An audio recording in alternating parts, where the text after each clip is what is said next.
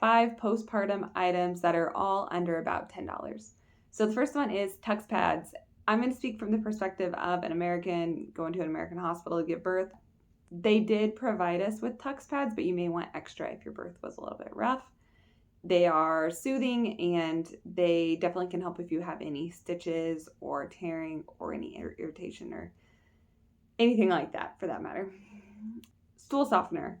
Your doctor may prescribe you stool softener. I think that's somewhat standard. If they don't prescribe it, you can get something over the counter. Make sure it's a stool softener and not something that's going to make you go. You don't want to take something that's essentially causing you to have like diarrhea or something like that. That's not the goal. The goal is just stool softener because, again, things can be kind of sore. Your first bowel movement can be a little bit stressful and it can be painful. I would say when you are done or think you're done with the stool softener, like slowly wean yourself off of it. Don't go cold turkey because that change can mess up your body. So gradually decrease your dosage. My third item, eye drops. I think this is one people often forget, but I recommend it goes in your hospital bag for labor and delivery and then is at home with you for postpartum as well. Your labor could be hours upon hours. You could be awake. Your eyes get dry. You may be crying. You may be crying once baby's born and you're emotional. At that point, then you have a baby. You might not be sleeping. So I think eye drops can be very comforting. You can buy eye drops for just a couple bucks at the store. It's not a large item in your home. It's not taking up a lot of space. It can be beneficial for you and also for your partner if they're up and they can be crying too. They can be getting no sleep as well, of course. So I think eye drops are an overlooked item that you should definitely include in your postpartum, but also in your labor and delivery. Fourth and fifth are nursing items, so they're only going to be for the breastfeeding mamas. But my fourth one is nursing pads. These are just what you put in your bra to prevent your shirt getting wet from like leaking. It's to catch leaking milk. So nursing pads, you can use disposable ones or you can use reusable ones that get washed.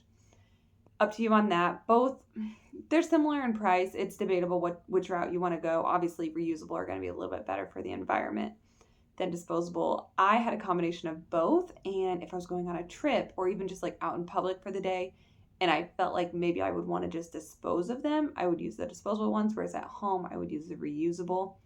Or if I used up all my reusable ones and they were all dirty in the laundry, then I had the disposable ones as backup options. So I appreciated having a mixture of both. And then the fifth postpartum item is like a nipple balm. It's up to you to do your research on which type you're comfortable with specifically. Just make sure it's something that's baby safe, ideally, because they are going to be nursing. But nipple balm is important. I recommend overusing it every single time your baby nurses. Put it on after a shower, put it on. If you put it on and it's been an hour since your baby nursed and they're not nursing, maybe put it on again. To me, anything you can do to help your body during the breastfeeding phase is awesome. Like you want to prevent chapped nipples, you want to prevent cracked nipples, you want to prevent damage of any kind. And to me, nipple, it's like chapstick for your lips. You're going to do what you can to keep things healthy and keep things well. So nipple balm is important. I recommend you go heavy on it and use it frequently as well to help yourself during postpartum. So those are my 5 postpartum items that I recommend. There's a ton more that you obviously can use and need, but those are some that I definitely recommend, and they can all be found for about $10 or less, give or take. If you need some other videos for inspiration, whether it's in baby registry creation or breastfeeding, check out some of my other videos. I've got some tips and tricks and general advice. Take what fits you and just leave all the rest, and that's perfectly okay. Everybody's going to mommy and parent differently, and that's all right. So good luck, and hopefully we'll see you back for another video.